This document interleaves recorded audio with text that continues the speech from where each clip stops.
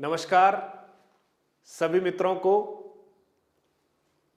आप सबके सामने एक छोटी सी कहानी लेकर उपस्थित हुआ हूं और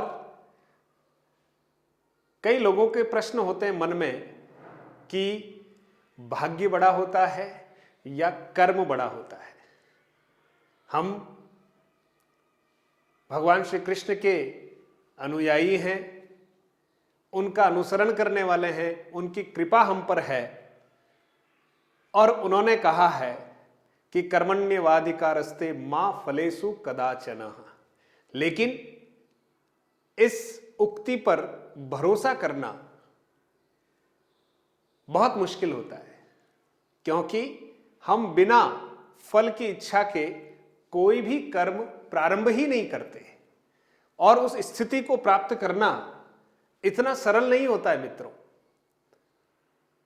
मैं आपको थोड़ा सा कर्म और भाग्य के विषय में समझाना चाह रहा हूं, क्योंकि कई सारे प्रश्नों के उत्तर इस एक छोटी सी कहानी में आपको मिलने वाले हैं।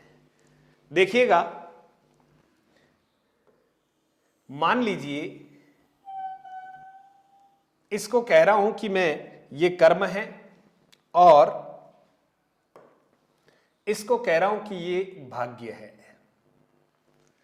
अब आप देखेंगे कि एक आपके सामने कर्म के रूप में है, दूसरा भाग्य के रूप में है।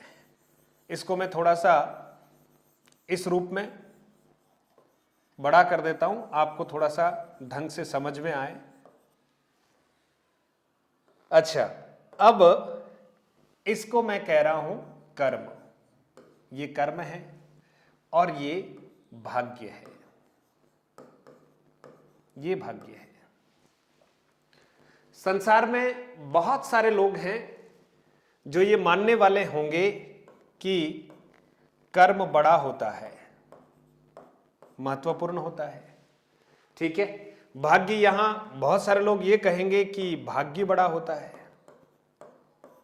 अब आप देखेंगे, कर्म बड़ा या भाग्य बड़ा।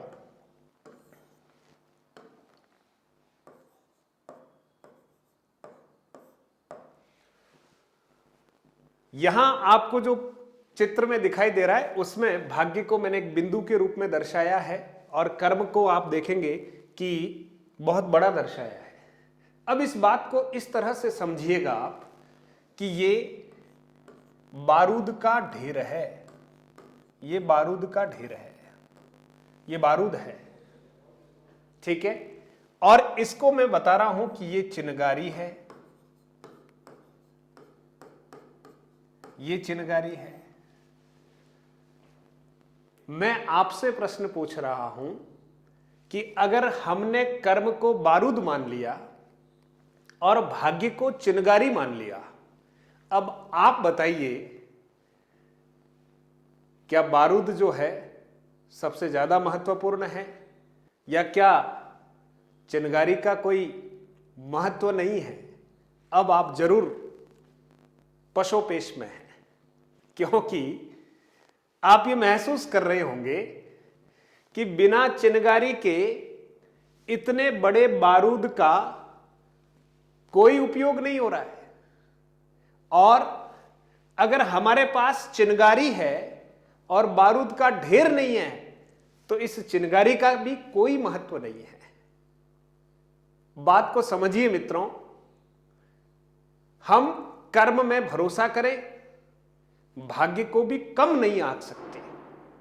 बहुत सारे बच्चे केवल भाग्यवादी हैं और सोचते हैं कि सब कुछ भाग्य के भरोसे छोड़ देते हैं। अजगर करे न चाकरी, पंछी करे न काम, दास मलूका कह गए सबके दाता राम। इसको आलसियों का महामंत्र भी कहा जाता है।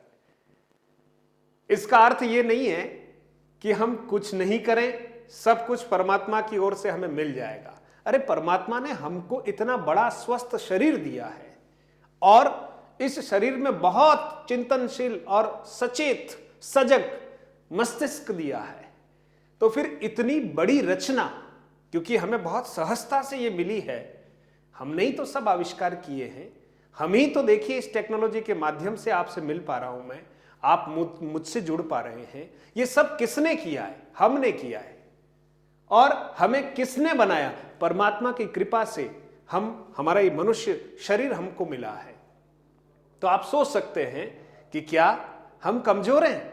नहीं, लेकिन मैं सभी भाग्यवादी मित्रों से आग्रह करूंगा कि भाग्य के ऊपर भरोसा तो करना है, लेकिन अति नहीं।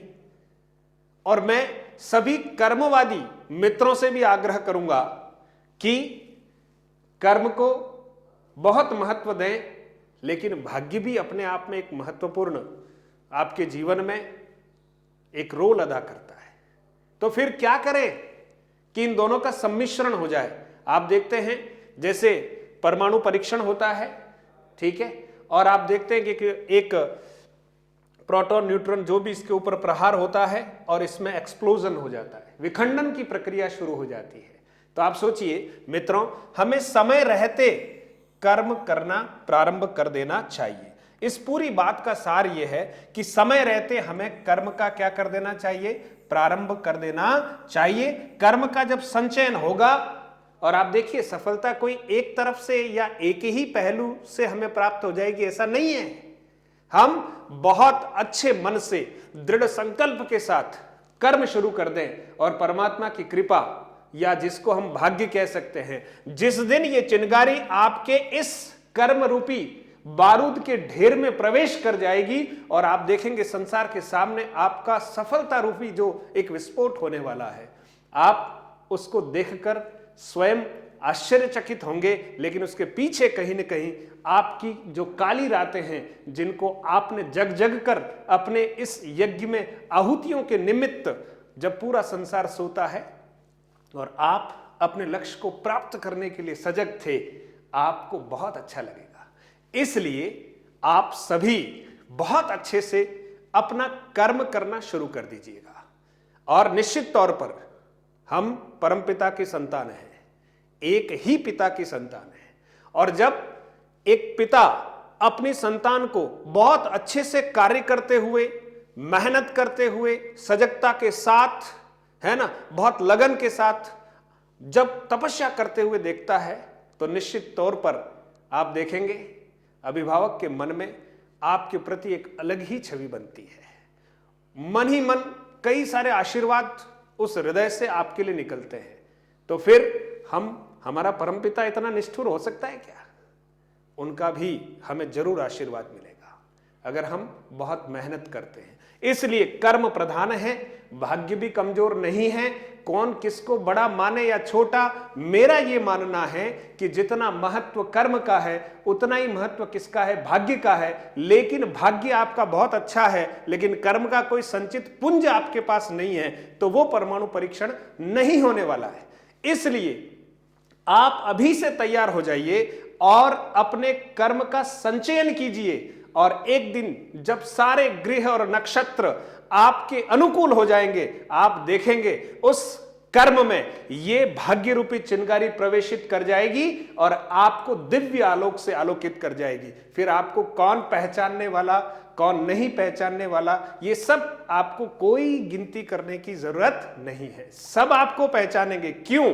क्योंकि आपने सफलता का अब वर्ण कर लिया है। लेकिन जब तक हम सफल नहीं होते हैं, तब तक हो सकता है हम नमस्ते करते हैं, उसका उत्तर हमें प्राप्त नहीं होता है।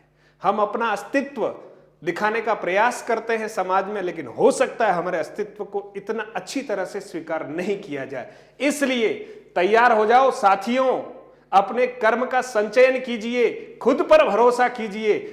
देखिए पूरी दुनिया आप पर भरोसा करेगी, लेकिन सबसे पहले हमें खुद पर विश्वास करना सीखना होगा। और मैं आपके इस यात्रा में बिल्कुल मन से आपके साथ हूं।